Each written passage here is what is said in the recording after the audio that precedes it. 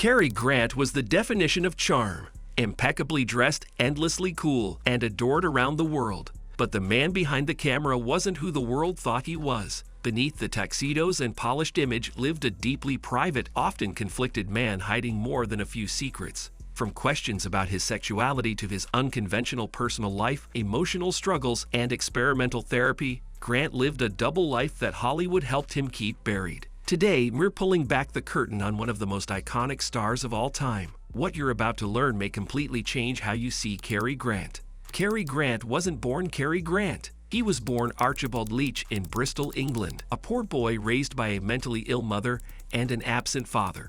By the time he arrived in Hollywood, the studio system was in full force, and they wasted no time turning him into a brand. New name, new accent, new identity. He became the suave, unshakable man every man wanted to be, and every woman wanted to be with. But the transformation came at a cost. Grant once said, "Everyone wants to be Cary Grant. Even I want to be Cary Grant." Behind the charm was a man who never quite escaped his past. One of the deepest traumas in Grant's life began when he was just 11. One day, his mother vanished. His father told him she had gone on a long holiday.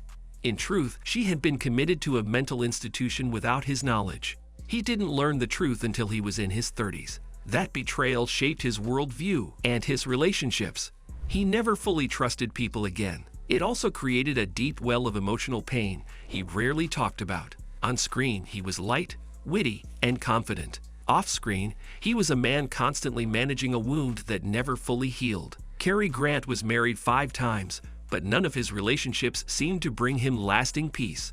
His marriages often ended in distance and frustration, and the press latched on to each one.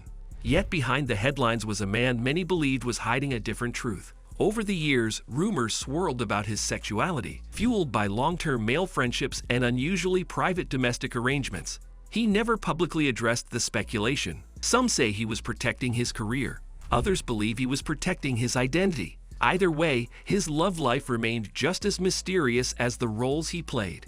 For over a decade, Grant lived with actor Randolph Scott in a shared beach house. The press called it a bachelor pad, but rumors quickly spread that the two were more than friends. They were photographed constantly, cooking, lounging, playing with pets. Studio executives were not happy. They tried pairing both men with female stars for photo ops. Some even claimed fake marriages were arranged to squash the gossip. To this day, some insist their relationship was romantic. Others say it was just a deep brotherly bond. Grant never clarified it, and maybe that silence speaks louder than anything else. The studio system demanded control, and Grant's image was treated like national treasure. Every photo, interview, and public appearance was choreographed.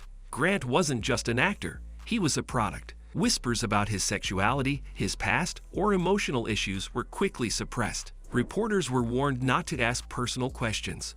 Co-stars were instructed to keep things light. Grant, too, played along, offering just enough charm to stay beloved, but never enough honesty to be truly known. He became the perfect mask, but the more perfect the image, the harder it was to hold together. And the cracks were always there, just beneath the surface.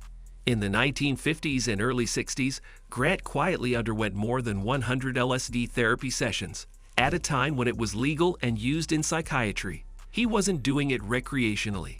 He was chasing healing. According to his own accounts, LSD helped him confront childhood trauma, fear of intimacy, and emotional repression. He called it the best thing that ever happened to me. But back then, no star talked about mental health, let alone psychedelic therapy. Studios kept it quiet. Friends were confused. Today, those sessions are seen as ahead of their time. Back then, they were just another secret Grant kept hidden from the world.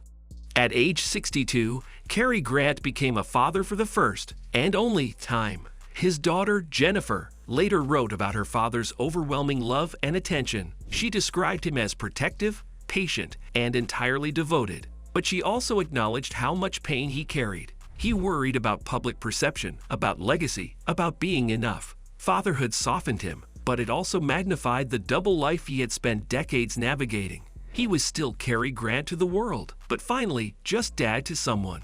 It was the role he cherished most, and the only one where he didn't need a script. Grant was one of the first stars to demand full control over his contracts. He picked his roles, controlled his salary, and negotiated back-end profits. On the surface, it was a savvy business move, but deeper down, it was about something else: safety. Grant feared vulnerability in relationships, in fame, in finances. He once said, "I spent my entire life trying to get control." His personal life was filled with chaos, but his career, he kept it on a tight leash. That control protected his image, but also isolated him. The more power he gained, the more alone he seemed to become. Everyone loved Cary Grant. He was magnetic, gracious, and endlessly charming. But that charm was often a defense mechanism. He used humor to deflect, style to distract, and distance to protect himself. Close friends described him as kind but guarded. He could disappear emotionally, even mid-conversation. He rarely shared his feelings, and when he did, it was brief and vague. It wasn't that he didn't feel, it's that he felt too much and didn't know how to handle it. The pain was always there, dressed in a perfect suit and a dazzling smile. During Grant's peak, Hollywood wasn't a place for truth, it was a place for fantasy. The idea of one of its biggest stars living a double life threatened everything the system was built on. Questions about his sexuality, his mental health, or his LSD therapy were too risky. Publicists dodged. Studios deflected. Grant cooperated, but never confessed. The media, for the most part, played along. They needed Cary Grant to be invincible. To this day, much of what we don't know about him is because Hollywood refused to look too closely. And Grant, perhaps, was relieved. Cary Grant never had a big Hollywood goodbye. He didn't do a final tour or memoir. He spent his later years quietly, doing public speaking gigs and raising his daughter. In 1986, he died of a stroke while preparing for a stage appearance. No scandal, no fanfare, just a quiet end to a life that was anything but simple. Friends and fans mourned the icon, but few truly knew the man. That's exactly how he wanted it. His entire life was a balancing act between who he was and who he was supposed to be, and he never stopped walking that line. Today, we remember Cary Grant as a Hollywood icon, but the man behind the screen was far more layered. He was vulnerable, complex, fiercely private, and quietly revolutionary. He broke rules in secret. He battled demons behind a smile, and he lived a life no script could capture. In many ways, his double life wasn't a flaw, it was his survival. In a time that demanded perfection, he built a fortress out of charm. But behind it all was a man who just wanted to be understood. Maybe now, finally, we can begin to understand him. Cary Grant wasn't just a star. He was a man living in a world that wouldn't let him be real. His charm dazzled us, but his secrets tell the deeper story. If this changed the way you see him, or made you think about the pressure of fame, make sure to like, comment, and subscribe to Silver Screen Secrets. We bring you the hidden truths behind Hollywood's brightest lights, because sometimes the most unforgettable performances happen when the cameras aren't rolling.